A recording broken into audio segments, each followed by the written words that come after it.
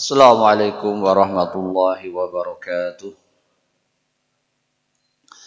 Alhamdulillah wassalatu wassalamu ala Rasulillah wa ala alihi wa sahbihi wa man walah.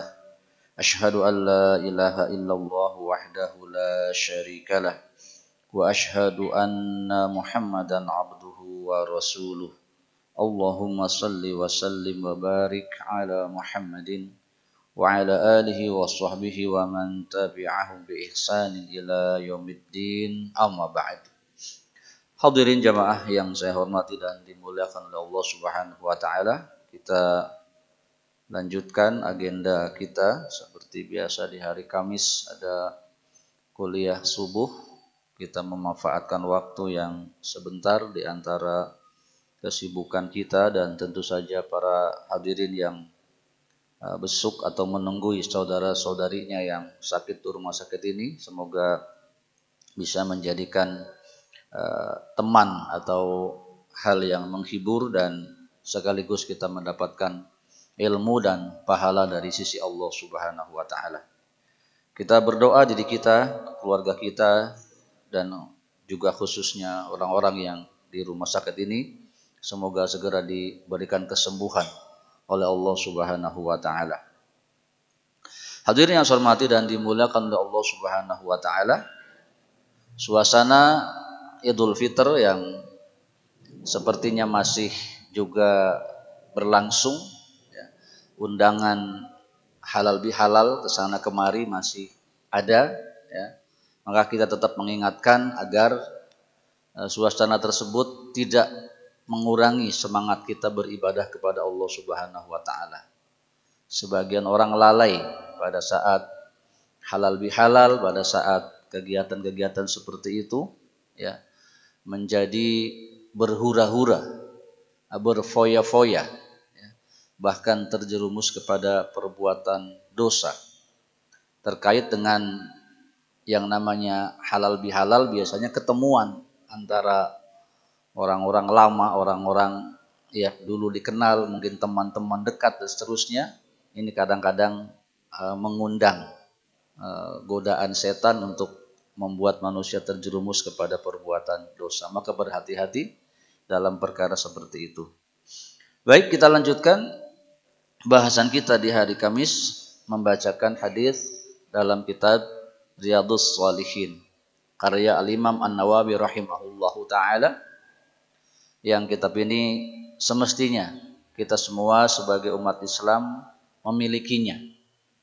Dijelaskan oleh ulama terdahulu, pernah terjadi di setiap rumah umat Islam dipastikan memiliki kitab Riyadhus Shalihin. Maka kemudian di zaman sekarang pun kita mengingatkan untuk dimiliki, kemudian nanti sekali-sekali dibaca dan diakurkan dengan penjelasan-penjelasan yang disampaikan oleh para ustadz termasuk di masjid ini. Baik, hadis berikutnya nomor 44 dalam kitab yang saya miliki, dan kadang-kadang beda, ada penomoran yang sedikit ya berbeda antara 3 nomor atau 4 nomor, tidak sama, ya, tapi tidak terlalu jauh biasanya kalau dalam kitab Riyadhus Shalihin.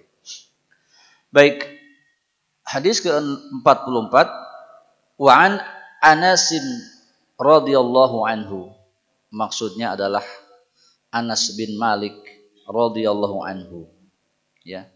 Terkait dengan apa yang akan disampaikan oleh beliau, maka nanti yang disampaikan oleh beliau adalah kisah tentang ibunya, Ummu Sulaim, ya, yang diceritakan adalah dengan suaminya yang kedua, ya, Abu Thalhah radhiyallahu anhu. Jadi sebelum Ummu Sulaim menikah dengan Abu Thalhah, Ummu Sulaim yang nama beliau adalah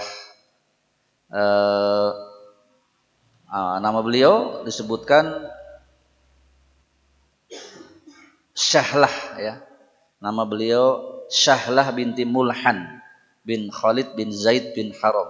Ini tidak terlalu terkenal nama aslinya, lebih kepada nama panggilan umum, kunyah, yaitu Ummu Sulaim.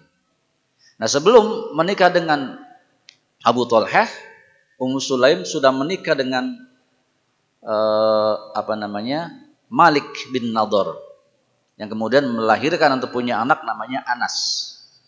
Kemudian disebut Anas bin Malik yang pada saat usia 10 tahun dititipkan kepada Rasulullah Shallallahu Alaihi Wasallam. Inilah sehingga sahabat Anas bin Malik menjadi perawi hadis yang sangat banyak meriwayatkan hadis Nabi Shallallahu Alaihi Wasallam. Nah, beliau menyampaikan kisah tentang ayah tirinya kalau begitu, ya, suami kedua dari Ummu Sulaim, Abu Tolhah namanya, seorang yang kaya raya awalnya dan masih kafir sebelum Ummu Sulaim, dan kemudian ketika mengajak Ummu Sulaim menikah ditawarkan Islam, ya, sebagai syarat, dan beliau menyetujui, ya, sebagai syarat Abu Tolhah kemudian masuk Islam. Baik, kana ibnun li Abi Tolhah radhiyallahu anhu yashtaki, ya, fa kharaja Abu Tolhah fa qubida as-sabiyyu. Abu Tolhah anaknya sakit, sedangkan beliau sedang bepergian. Ya, jadi ketika Abu Tolhah bepergian, safar begitu, ya, dikabarkan putranya sakit di rumah, ya, bersama ibunya atau istrinya, yaitu Ummu Sulaim. Kemudian ternyata sakitnya ini mengakibatkan putranya itu meninggal dunia. Ya, putranya meninggal dunia. Ada banyak versi dari kisah ini, kita sampaikan satu persatu. Yang disebut pertama di sini, maka tatkala Abu Tolhah pulang, beliau pun bertanya kepada istrinya, ya, qala Abu Tolhah, ma fa'alabni, apa yang terjadi kepada putraku? Ya, jadi beliau pulang, putranya tidak nampak, ditanyakan. Qalat, Ummu Sulaim berkata, dan ini seperti bohong tapi boleh, ya, maksudnya dia menyembunyikan sesuatu dengan kebohongan agar suaminya tenang, ya, tidak shock begitu, ya. Kata beliau, huwa askunu makan, ya, dia lebih tenang dari sebelumnya. Jadi tidak dijawab, oh putramu sudah tiada, sudah mati, tidak, tetapi dia lebih tenang sekarang, ya. Wa fi riwayatin li Muslim, dan dalam riwayat Muslim yang tadi ini riwayat Bukhari, matabnun li Abi Tolhah, ya, telah mati anaknya Abu Tolhah, min Ummi Sulaim, yakni dari ibunya Ummu Sulaim. Dan pada saat putra Abu Tolhah meninggal dunia, Ummu Sulaim berkata li ahliha, kepada keluarganya, la tuhadditsu Abu Tolhah bi ibnihi hatta akuna ana uhadditsuhu. Jangan ada yang bilang-bilang bahwa putranya Abu Tolhah itu meninggal, biar nanti aku yang akan sampaikan kepadanya.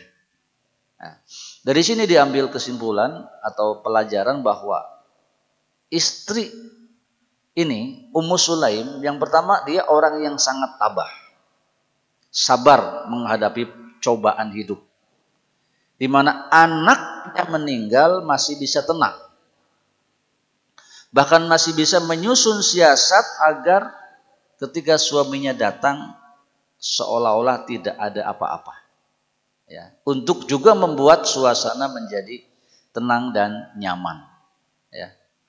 Bayangkan bapak-bapak baru pulang bepergian, ya, tiba-tiba istri kita abruk-abrukan di rumah, mungkin, ya, kita sendiri menjadi bingung dan seterusnya, ya, dan kemungkinan keburukan lain akan muncul, ya. Kemudian faja'a faqarrabat ilaihi asya'an fa akala wa syariba thumma tasanna'at lahu ahsana ma kanat tasanna'u qabla dzalik. fawaqa'a biha. Ya. Kemudian betul, setelah ini versi lain dari yang pertama tadi, Abu Thalhah pulang, ya, Ummu Sulaim seperti biasa, seperti tidak ada apa-apa. Beliau menyiapkan makan malam, lalu minum dengan senang hati, tidak nampak kesedihan, ya. Kemudian berhias lebih dari biasanya, ya, hingga tidur malam, dan terjadilah apa yang biasanya terjadi, seorang laki-laki dan perempuan yang telah berpisah sekian lama, ya. Jadi seperti tidak ada apa-apa, bahkan terkesan memberikan pelayanan lebih pada malam itu kepada Abu Thalhah. Falamma an ra'at annahu qad syabi'i wa asaba minhu qalat ya Aba Thalhah. Setelah semuanya selesai, ya, acara keluarga tadi, ya, maka baru Ummu Sulaim berkata-kata dengan diplomatis. Betul-betul diplomatis, ini betul-betul cara komunikasi yang baik. Ini patut untuk dicontoh. Ya. Kata beliau, ya Aba Thalhah, ara'aita law anna qauman a'aru 'ariyatahum ahla baitin faqalabu 'ariyatahum.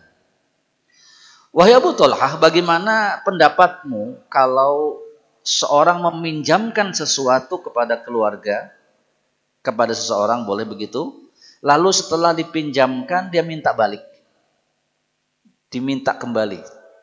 Ya, saya contohkan ini, saya pinjamkan handphone ini kepada Pak Riki. Kemudian selang beberapa hari saya minta balik. Mana Pak Riki handphone yang saya pinjamkan kemarin? Ya. Kemudian alahum an yamna'uha, apakah yang diberi pinjam barang tadi akan menolaknya? Ya. Yang benar tidak. Ya. Tetapi ada beberapa kasus, dan ini oleh para ulama dibahas, yaitu orang-orang yang meminjam buku, ya, atau kaset zaman dulu, ya, kaset yang itu, ya, kotak itu zaman dulu. Ini rata-rata tidak dikembalikan, ya.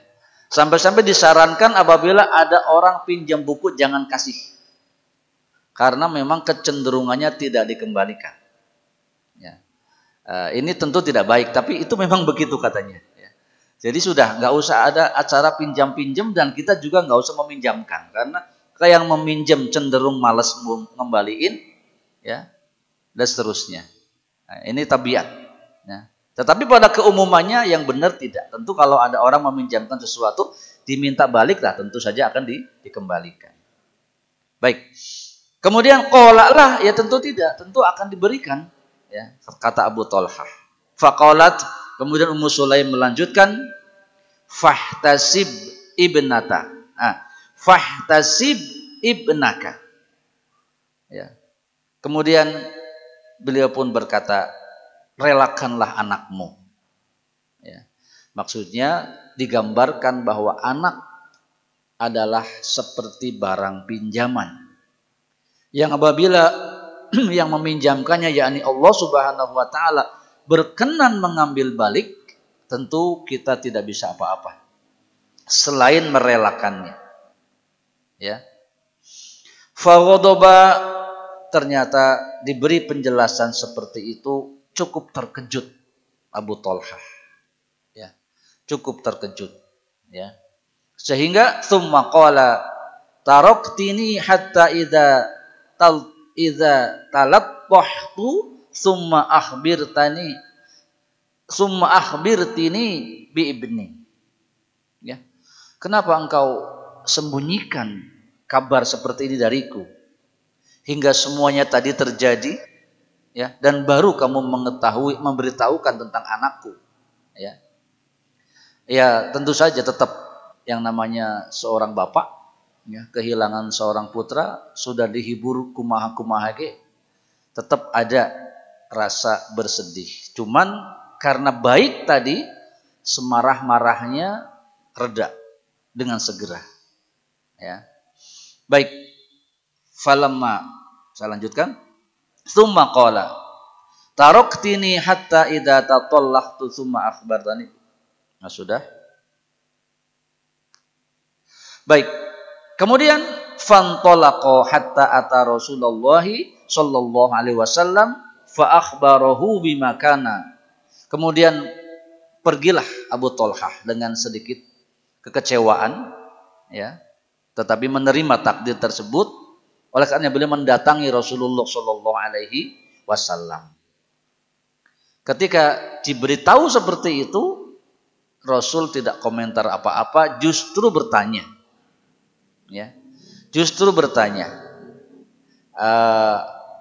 Fa akhbarahu bima kana faqala Rasulullah barakallahu lakuma fi lailatikuma. Ya. Kemudian ditanyakan kepada Abu Thalhah, ya, apakah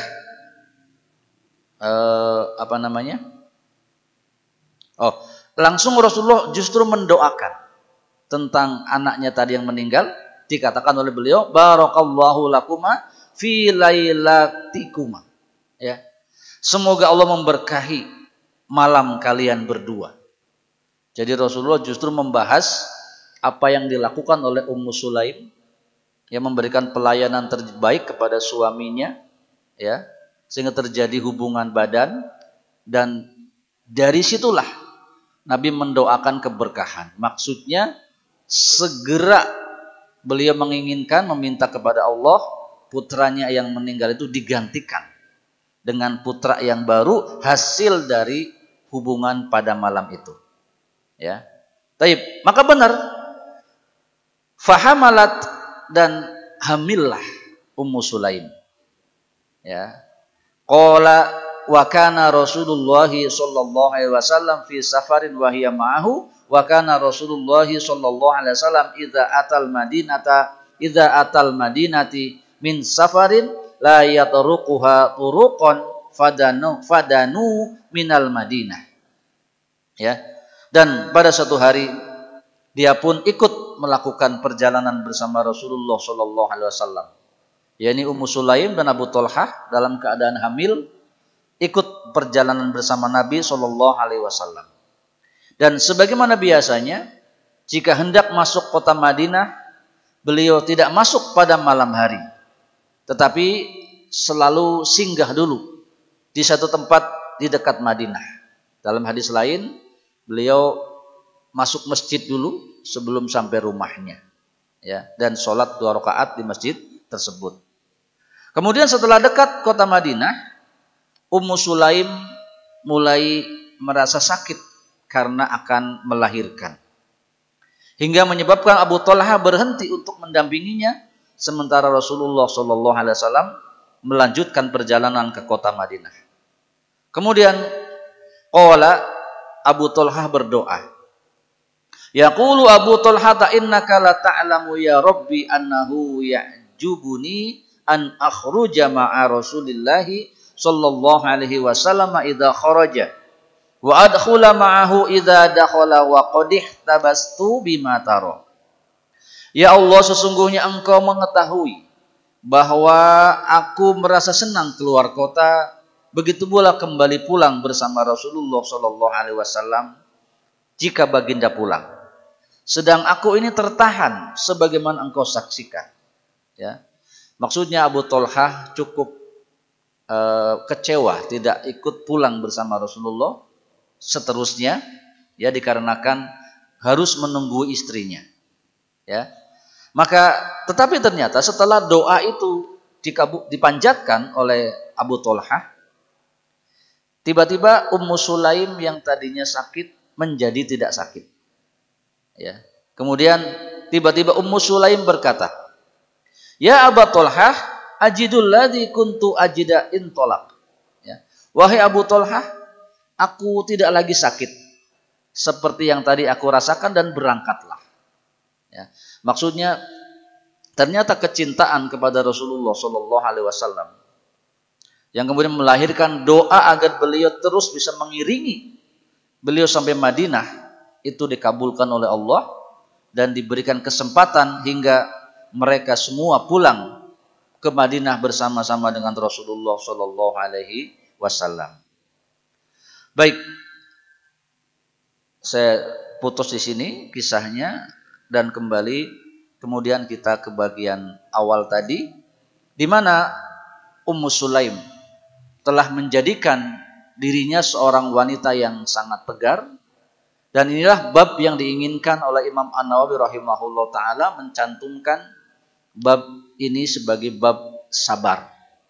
Dan dalam kesabaran ini berbuah banyak. Dalam lanjutan hadis ini, setelah anaknya lahir, ya, maka kemudian Ummu Sulaim tidak menyusui dulu anak ini sampai kemudian dibawa kepada Rasulullah SAW untuk diberikan namanya tahnik, ya, yakni Rasulullah mengunyah korma yang kemudian hasil kunyahan itu diberikan kepada seorang anak tadi.